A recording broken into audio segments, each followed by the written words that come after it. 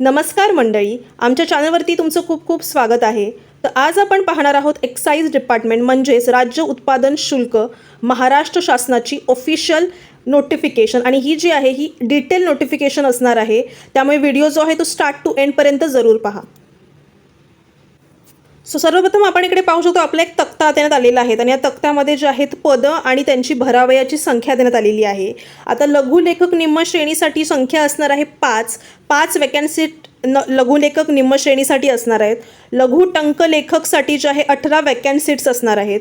जवान राज्य उत्पादन शुल्कसाठी जे आहेत 568 वॅकन्सीट्स असणार आहेत आणि जवान वाहन चालकसाठी 73 वॅकन्सीट्स असणार आहेत आणि सोबत चपरासी ह्याची सीट्स असणार आहेत 53. सोबत इथे आपल्याला परीक्षेचा कालावधीही सांगण्यात आलेला आहे. तुमची जी परीक्षा असणार आहे ते दिनांक 5 जानेवारी 2024 ते 17 जानेवारी 2024 या दरम्यान जी आहे ती असेल. त्याच्यामध्ये बदलही होऊ शकतो, पण आत्ता सध्या या ऑफिशियल नोटिफिकेशनमध्ये सांगण्यात आलेलं आहे की तुमची एक्झाम 5 जानेवारी 2024 ते 17 जानेवारी 2024 या दरम्यान असू शकते. आता आपण इकडे पाहू शकतो की हा जो तक्ता देण्यात आलेला आहे, हा तक्ता तुमचा कॅटेगरी वाईज तुमचं डिव्हिजन करण्यात आलेला आहे पोस्टनुसार. आता इथे आपण पाहू शकतो लघुलेखक निम्न श्रेणी.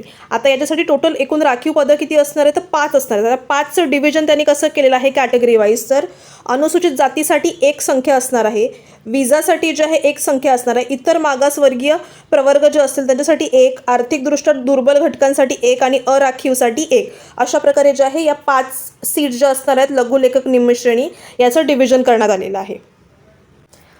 आणि अशाच प्रकारे जे आहे लघु टंकलेखकसाठी पण तुम्ही पाहू शकता की कशा प्रकारे जे आहे तुमची पदसंख्या भरण्यात आलेली आहे जवानसाठी सुद्धा.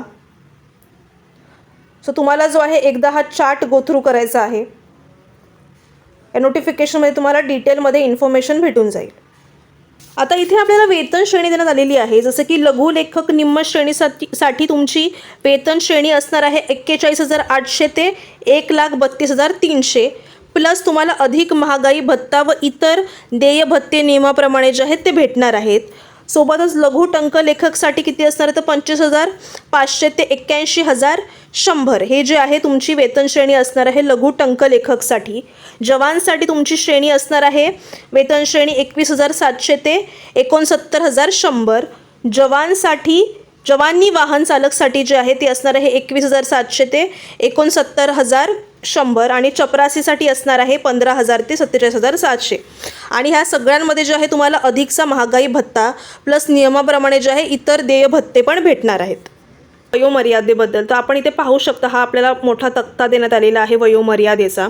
पण इथे गोष्ट मी तुम्हाला सिम्पलमध्ये सांगते की हे जे 5 पोस्ट या ऑफिशियल नोटिफिकेशनमध्ये सांगण्यात आलेली आहेत लघुलेखक, लघु टंकलेखक, जवान वाहन चालक आणि चपरासी या सगळ्यांसाठी तुमची जर तुम्ही ओपन कॅन्डिडेट असाल तर तुमची वयोमर्यादा असायला हवी 18 ते 40 वर्ष या 5ही पोस्टसाठी. आणि जर तुम्ही मागासवर्गीय आर्थिकदृष्ट्या दुर्बल घटकांमध्ये मोडत असाल तर तुमचं एज असलं पाहिजे 18 ते 45 वर्ष. आता आपण पाहून घेऊया शैक्षणिक अर्हता आणि पात्रता. शैक्षणिक अर्हता म्हणजेच काय तर तुमचं एज्युकेशनल जे काय सर्टिफिकेट असेल ते आणि तुमची क्वालिफिकेशन काय असायला हवी. जर तुम्ही लघुलेखक निम्न श्रेणीसाठी जे आहे अप्लाय करत आहात तर तुम्ही जे आहे माध्यमिक शाळा प्रमाणपत्र परीक्षा उत्तीर्ण असलेलं तुमच्याकडे सर्टिफिकेट असलं पाहिजे. सोबतच तुमची जे लघुलेखनाची गती असली पाहिजे ते 100 शब्द प्रति मिनिट असलं पाहिजे. तसेच मराठी टंकलेखनाची गती 30 शब्द प्रति मिनिट किंवा इंग्रजी टंकलेखनाची गती 40 शब्द प्रति मिनिट इतक्या गतीचे शासकीय वाणिज्य प्रमाणपत्र आवश्यक असणार आहे. म्हणजे माध्यमिक शाळा प्रमाणपत्र परीक्षा उत्तीर्णाचं सर्टिफिकेट तुमच्याकडे असलं पाहिजे.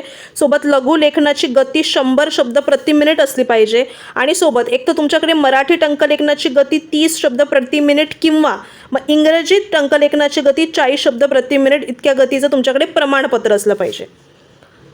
नंतर येतं लघु टंकलेखक याच्यासाठी जे आहे अगेन माध्यमिक शाळा प्रमाणपत्र परीक्षा उत्तीर्ण असलेलं सर्टिफिकेट असलं पाहिजे. लघुलेखनाची गती 80 शब्द प्रति मिनिट असली पाहिजे आणि मराठी टंकलेखनाची गती 30 शब्द प्रति मिनिट. ते नसेल तर मग इंग्रजी टंकलेखनाची गती 40 शब्द प्रति मिनिट असलेलं सर्टिफिकेट तुमच्याकडे असलं पाहिजे. जवानसाठी माध्यमिक शाळा प्रमाणपत्र उत्तीर्ण असलेलं सर्टिफिकेट असलं पाहिजे. बाकी हे टंकलेखनासाठी वगैरेची गरज नाही आहे. फक्त माध्यमिक शाळा प्रमाणपत्र परीक्षा उत्तीर्ण असलेलं तुमच्याकडे सर्टिफिकेट असलं पाहिजे जर तुम्ही जवानसाठी अप्लाय करताय तर. जवान आणि वाहन चालकसाठी जे आहे तुम्ही इयत्ता 7वी उत्तीर्ण असला पाहिजे. तसेच तुमच्याकडे जे आहे वाहन चालवण्याचा परवाना असला पाहिजे, किमान हलके 4 चाकी वाहन, हे ब्रॅकेटमध्ये लिहिलेलं आहे. चपरासीसाठी अप्लाय करत असाल तर त्याच्यासाठी सुद्धा तुम्हाला माध्यमिक शाळा प्रमाणपत्र परीक्षा उत्तीर्ण असलेलं सर्टिफिकेट इम्पॉर्टंट असणार आहे. सो इथे एक गोष्ट लक्षात ठेवायचं, जर तुम्ही जवान राज्य उत्पादन शुल्क व जवान आणि वाहन चालक राज्य उत्पादन शुल्क या दोघांसाठी किंवा दोघांपैकी एकासाठी जर अप्लाय करताय तर तुमच्यासाठी जी ही शारीरिक पात्रता कंपल्सरी असणार आहे. आता जर तुम्ही पुरुष उमेदवार असाल तर तुमची उंची जी आहे ती अनवाणी उंची तुमची किमान म्हणजे मिनिमम 165 सेंटीमीटर असणं इम्पॉर्टंट आहे, कंपल्सरी आहे.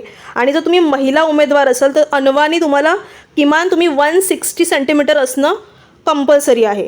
तसेच जर छाती म्हणजे चेस्टचा विचार केला तर न फुगवता 79 सेंटीमीटर कमीत कमी असणं इम्पॉर्टंट. आणि फुगवून छातीतील किमान प्रसरण 5 सेंटीमीटर आवश्यक आहे. आणि महिला उमेदवारांसाठी हा क्रायटेरिया छातीचा लागू नाही आहे. वजन इथे जे आहे पुरुष उमेदवारांसाठी लागू नाही आहे आणि महिला उमेदवारांसाठी कमीत कमी जे आहे 50 ग्रॅम तुमचं वजन असणं कंपल्सरी आहे. इथे जे आहे आपल्याला अभ्यासक्रम व परीक्षेचं स्वरूप देण्यात आलेलं आहे. तर सर्वप्रथम लघुलेखक निम्न श्रेणी, लघु टंकलेखक आणि जवान राज्य उत्पादन शुल्क या 3 पोस्टसाठी जे आहे तुमचा अभ्यासक्रम कसा असणार आहे. तर सर्वप्रथम तुमचे विषय असणार आहेत बुद्धिमापन चाचणी, सामान्य ज्ञान, मराठी आणि इंग्रजी. आता बुद्धिमापन चाचणी जी आहे ही 30 मार्क्सची तुम्हाला असणार आहे. सामान्य ज्ञान तुमचं 30 मार्क्सचं असणार आहे. मराठी 30 मार्क्सचं आणि इंग्रजी 30 मार्क्सचं. म्हणजे हे जे 4 विषय असणार आहे ते 30-30 मार्क्सचे असणार आहे. अशा प्रकारे एकूण 120 मार्क्सचा जो आहे तुमचे हे पेपर होणार आहे लघुलेखक, लघु टंकलेखक आणि जवान राज्य उत्पादन शुल्कसाठी. आणि याचा दर्जा काय असणार आहे म्हणजे हे जे क्वेश्चन्स येणार आहेत तुमचे परीक्षेला ते कोणत्या दर्जाचे असणार आहेत तर माध्यमिक शालांत दर्जाचे असणार आहेत. आता माध्यम कोणकोणतं असणार तर मराठी किंवा इंग्रजी या दोघांपैकी एका भाषेमध्ये जे आहे तुम्ही परीक्षा देऊ शकता. आणि या परीक्षेचा कालावधी असणार आहे 1 तास 30 मिनिटं म्हणजे 1.5 तासामध्ये तुम्हाला 120 मार्क्सचा पेपर सॉल्व्ह करायचा आहे.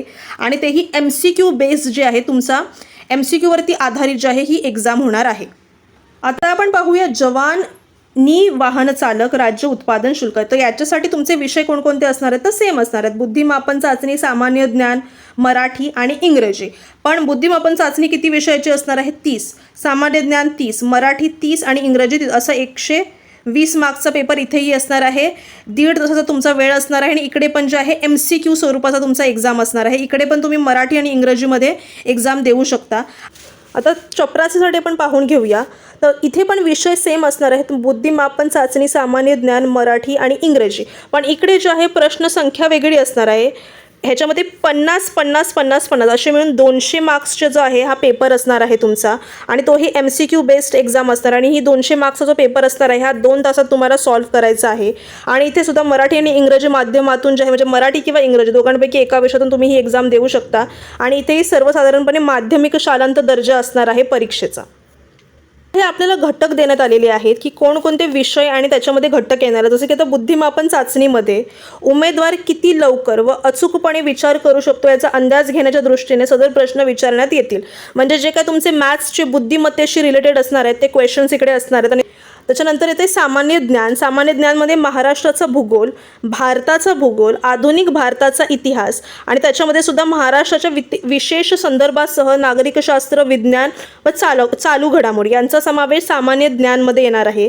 मराठीचा विचार केला तर सर्वसामान्य शब्दसंग्रह, वाक्यरचना, व्याकरण, म्हणी, वाक्यप्रचार आणि त्याचा अर्थ, वाक्यात उपयोग तसेच उतारावरील प्रश्नांची उत्तर याचा समावेश मराठीमध्ये असणार आहे. आता इंग्रजी विषयाचा विचार केला तर याच्यामध्ये काय काय असणार आहे तर common vocabulary, sentence structure, grammar, use of idioms and phrases and their meanings and comprehension of passage. So इथे सुद्धा जे आहे पॅसेज स्वरूपात इथे आपण पाहू शकतो पॅसेज स्वरूपात जे आहे तुम्हाला क्वेश्चन्स अँड आन्सर करायचे आहेत.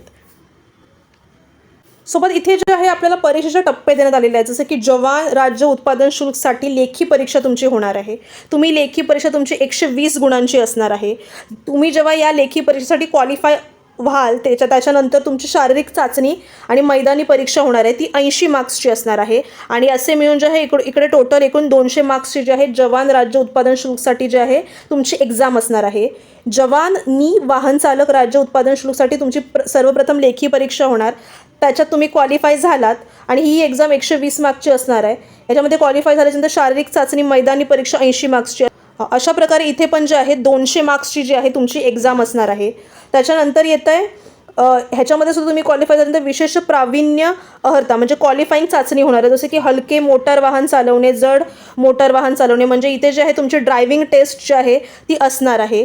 ही गोष्ट तुम्हाला लक्षात ठेवायची आहे. त्याच्यानंतर चपरासीसाठी जी आहे तुमची लेखी परीक्षाच असणार आहे फक्त 200 मार्क्सची.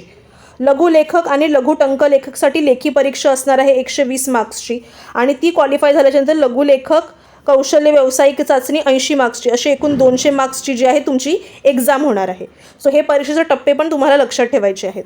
शारीरिक पात्रता व पडताळणी व मैदानी चाचणी ही कशा प्रकारे होणार आहे ते सांगण्यात आलेलं आहे.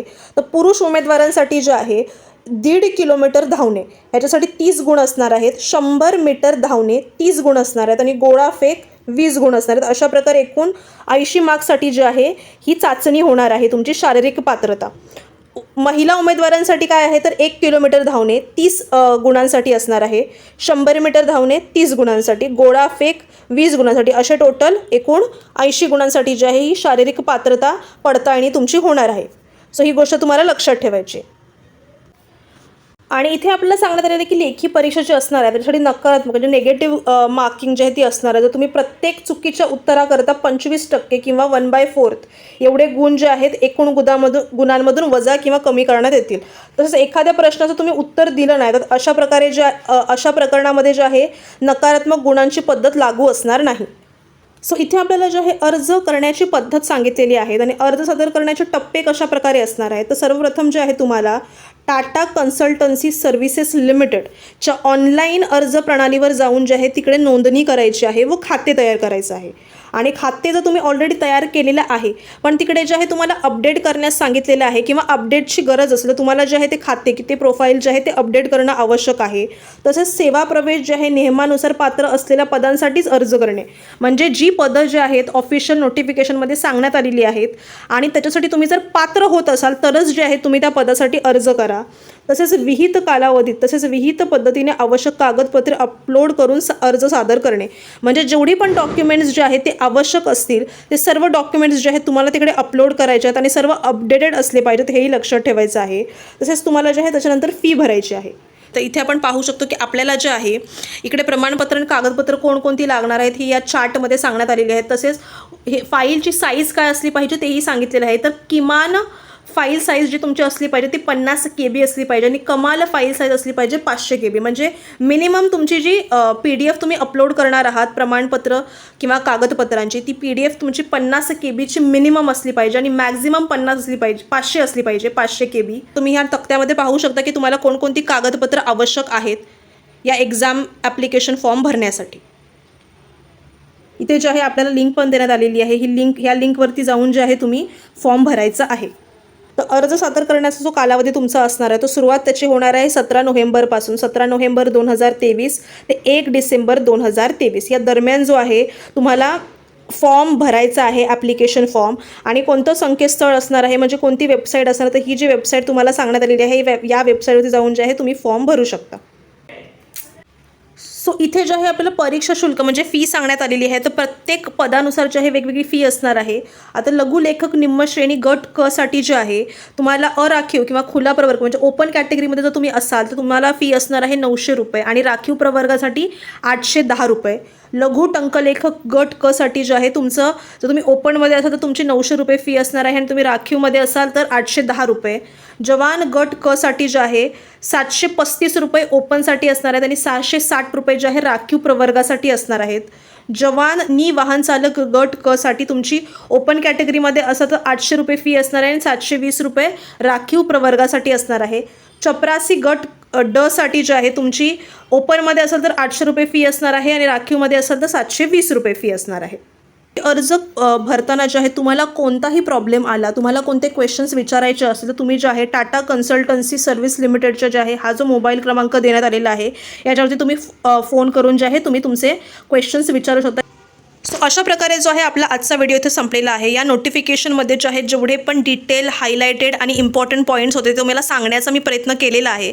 पण तरी देखील चुकून काही राहिलं असेल तर तुम्ही जे आहे ही संपूर्ण PDF एकदा वाचून घ्या, म्हणजे तुम्हाला डिटेलमध्ये इन्फॉर्मेशन भेटून जाईल.